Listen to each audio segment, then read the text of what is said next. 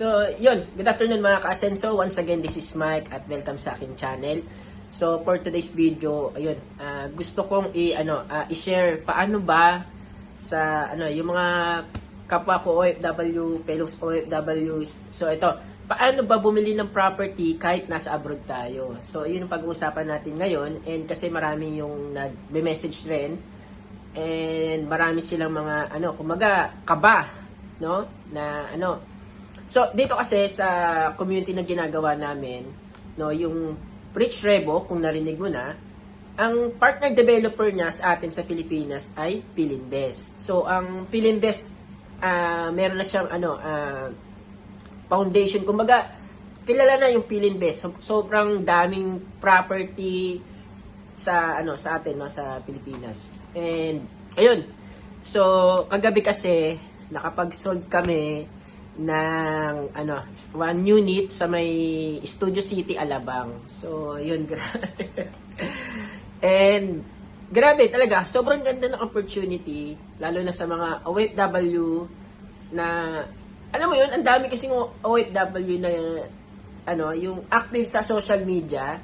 So, why not na gawin mo yung opportunity, i-share mo rin, and pwede kang kumita. At the same time, na pwede ka magkaroon ng property, no? So, yun. Balik tayo sa questions, no? Paano ba magkaroon ng property ang isang OFW sa tulong ng aming community, itong Rich Rebo. So, kung gusto mo ng isang property sa atin sa Pilipinas, pero marami kasi tayong kailangan dapat i-consider, di ba, sa pagbili ng property, which is yung natin, yung budget, yung cash flow. Ito, paano ba tayo matutulungan ng community? So, yun, yung nag-start kami, sobrang ako, talagang sabi ko, pero open ako sa investment, kasi may mga investment ako. Meron akong MP2, stocks, bonds, so, open talaga ako sa investment. And ang kaba ko lang before is, nasa abroad nga ako. By the way, kasi meron kumbaga na-experience ko sa atin sa Pilipinas na magbenta rin ng property, no? Naging part ako ng DMCI, and pag meron kaming client, halimbawa ako nakasold ako nun before, ako lang yung nag-update doon sa sa client ko, sa email, parang ganun, ina-update ko siya ano yung mga kailangan na requirements. So ano ba yung kaibahan niya pag nasa community ka, 'di ba? So ang kaibahan kasi niya, as in, 'di ba, halimbawa kumuha ako. Example ko lang sa inyo, pag nasa part ka ng community, kumuha ako. Meron kaming na-receive na email, at the same time, merong group. At yung requirements kasi, mas less na, dahil OFW. And, kumbaga, yung income kasi, di ba, pasok talaga sa pagmamonthly. Dahil yung community natin, meron tayong promo or mga discount na nakukuha from the community. So, yun lang. So, kung interested ka na kumuha ng property, kahit saan man yan, message mo lang, comment ka lang, no?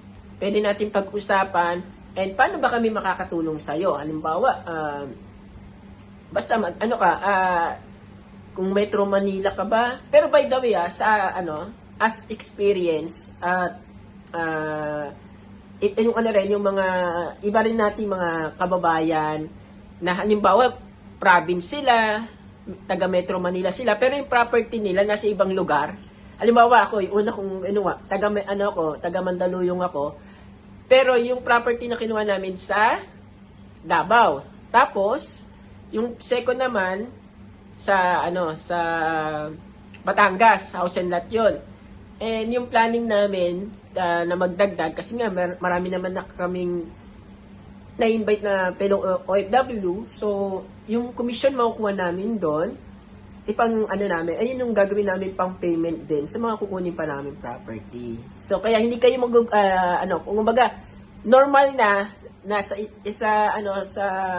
Rich Rebo na community, yung member doon mismo, pag tinanong mo, ilan property mo?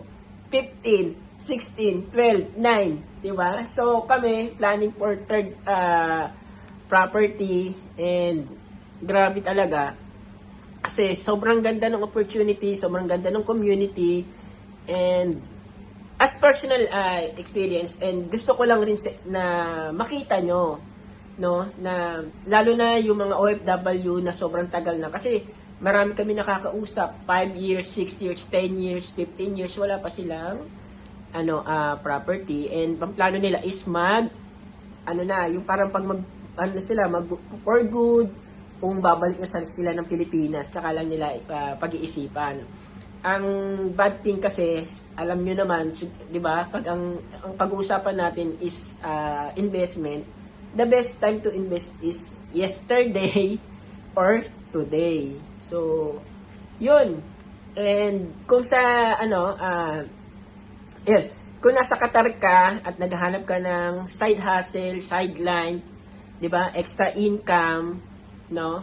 Comment ka lang, and personally, kami tutulong sa'yo dito sa Qatar. Pero wala rin naman problema kung nasa ibang bansa ka. Halimbawa kasi, di ba, meron akong mga client na kumuha sa akin. Meron sa Dubai, meron sa Oman, meron sa Germany. So, walang imposible. Meron tayong social media, meron tayong meron tayong group sa WhatsApp, no, para yung mga updated, yung mga details, pag may mga promo, makakapag-share tayo. So, yun na. And, basta, kung OFW ka na, sobrang tagal ka na sa abroad, and sa tingin mo parang paulit-ulit lang yung routine mo, siguro, this is the right time to change.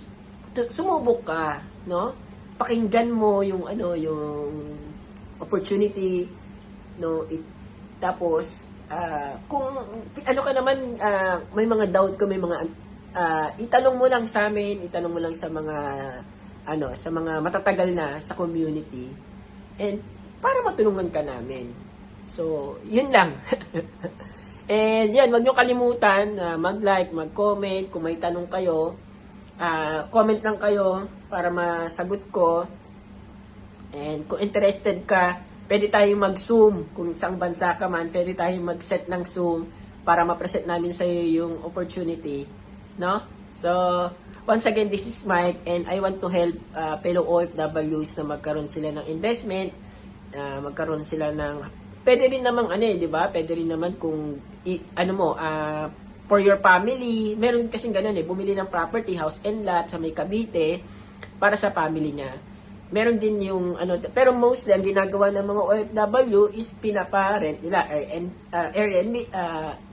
Airbnb at saka yung mga long-term lease. Halimbawa, for 1 year, 6 years, mga ganun. So, pag mga ganong topic na, and for sure nakapag-decide ka na kumuha ng property, i-guide ka naman namin. So, thank you!